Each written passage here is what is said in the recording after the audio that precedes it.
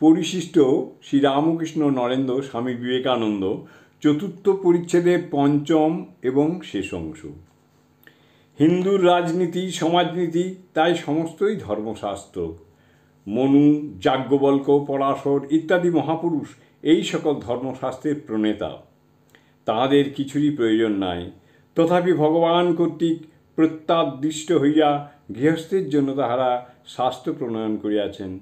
তারা উদাসীন হইয়া দাবাবুরের চাল বলিয়া দিতেছেন, তাই দেশকাল পাত্র বিশেষে তাহাদের কথায় একটি ভুল হইবার সম্ভাবনা নাই। স্বামী বিবেকানন্দ কর্মযোগী, অনাসক্ত হইয়া পরোপকার ব্রতরূপ জীবসেবারূপ কর্ম করিয়াছেন, তাই কর্মীদের সম্বন্ধে তাহার এত মূল্য।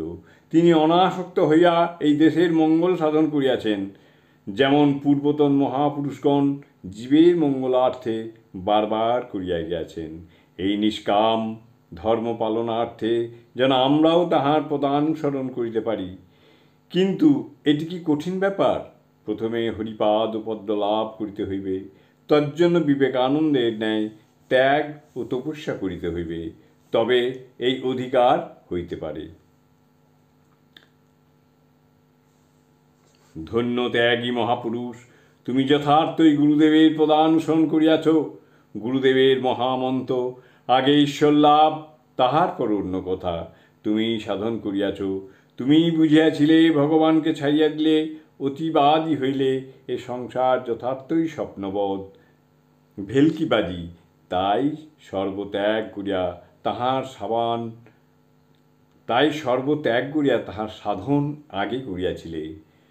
যখন দেখিলে সর্ববস্তুর প্রাণ তিনি, যখন দেখিলে তিনি ছাড়া কিছুই নাই, তখন আবার এই সংসারে মনোনিবেশ করিলে, তখন হে মহাযোগিন সর্বভূতস্থ সেই হরির সেবায় জন্য আবার কর্মক্ষেত্রে অবতরণ করিলে, তখন তোমার গভীর অপার প্রেমের অধিকারী সকলেই হইল।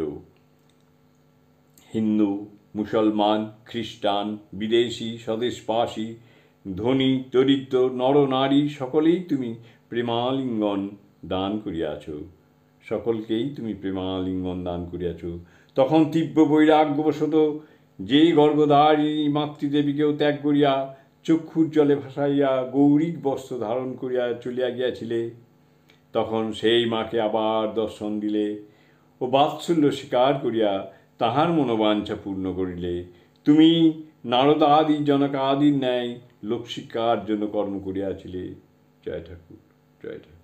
ওং স্থাপকায় চ ধর্মস্য সর্বধর্মস্বরূপিণে অবতার বরিষ্ঠায় রামকৃষ্ণায় তে নমঃ। জয় ঠাকুর।